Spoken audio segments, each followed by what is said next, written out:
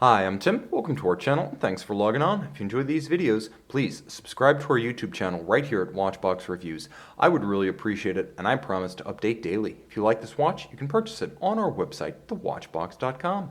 And today we're turning the clock, or perhaps I should say the Rolex Daytona, back to the early 1990s, back to 1990 and the Zenith power generation of the Cosmograph Daytona. This is the Oyster Perpetual Cosmograph Daytona, reference 16538 in yellow gold with diamond dial. This is a rich composition of intense black tone-on-tone register dial with factory set Rolex diamonds, yellow gold, the most traditional of Rolex golds, and a Zenith 4030 El Primero based Rolex caliber. And it is a Rolex caliber. I'll talk about their changes to the base movement in a moment. The important thing is it hasn't changed much since the X series when this watch was made, which is to say it's 40 millimeters, it's 12.2 millimeters thick, and lug-to-lug, it's a nicely constrained 46.7 millimeters until you take the solid end links of the bracelet into account, at which point it is still a very manageable 51.4 millimeters. The lug spacing is 20 millimeters, and I've always found that the Zenith Daytona looks and feels right on a strap. If you wish to put your Daytona on a strap, I really feel like this generation works well on a strap in a way that few modern integrated bracelet Rolex watches do. The case is in outstanding condition. And you will note that the bracelet itself is likewise in extra sharp and intact condition. I'll also mention that the bracelet features post-1995 hallmarks, so it's a little bit newer than the watch itself. You're getting a bit of bonus material in this watch.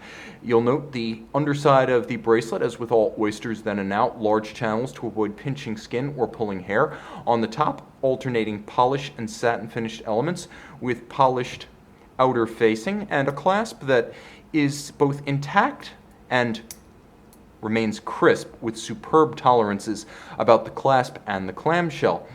Rolling back to the case, you can see that just like the measurements haven't changed, the shape of the Daytona has not changed much since the Zenith caliber arrived in 1988, which is to say there's no planned obsolescence about the Daytona. Even more than the subs and the GMTs, this model has pretty much stayed the same with the exception of a few external refinements. Most of the changes have been internal within the movement. You'll note the case is sensuous, simple, with compound curves and high polish. It reads more like a Datejust or a Date than one of the Rolex sports models. The bezel is in outstanding condition. The first thing to go when these are roughly treated or poorly refinished is the lacquer inside the wells of the numerals and calibrations. You can see all of these are intact, as is the dial itself. Let's give ourselves a bit more light. The dial is a rich gloss black with golden print. You'll note tri-Arabics at 3, 6, and 9.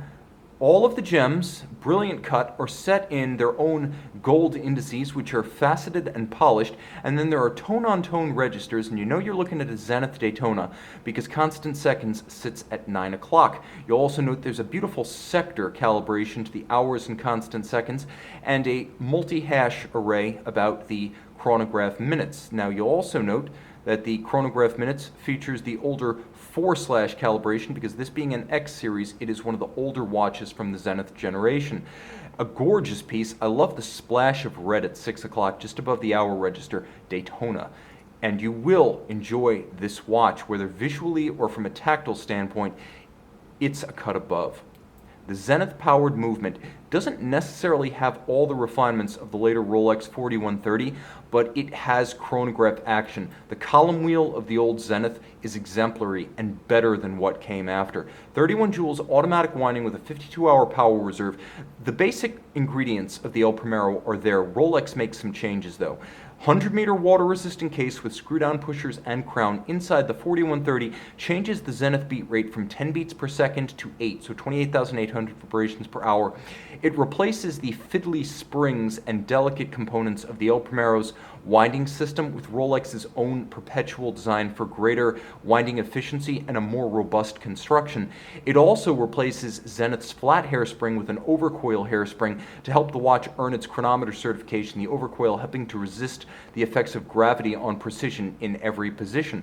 It's also free-sprung. The Zenith is not free-sprung. Rolex uses its free-sprung balance with its own micro Stella variable variable inertia balance bolts to change the polar moment of the balance rather than using Zenith's mobile index, so it is both a better timekeeper and more robust than the original El Primero. And because it features a normal 8 beat per second escapement, a conventional watchmaker with conventional lubricants can work on this watch. So you're getting an awful lot in this column wheel chronograph caliber that's not just Zenith, but is explicitly Rolex by design and intent. This is a timepiece from a generation that is rare. Back in the late 80s through the 90s, Zenith's ability to build the El Primero caliber for Rolex constrained production volumes. Today, Rolex can make as many as it likes, and it makes quite a few in precious metal. So back in the 90s, by Zenith's constrained production factors, this watch was only ever going to be so numerous. Today, Rolex can run the printing presses all it likes. Turn the clock back to when these were really scarce and make this one yours on the Watchbox.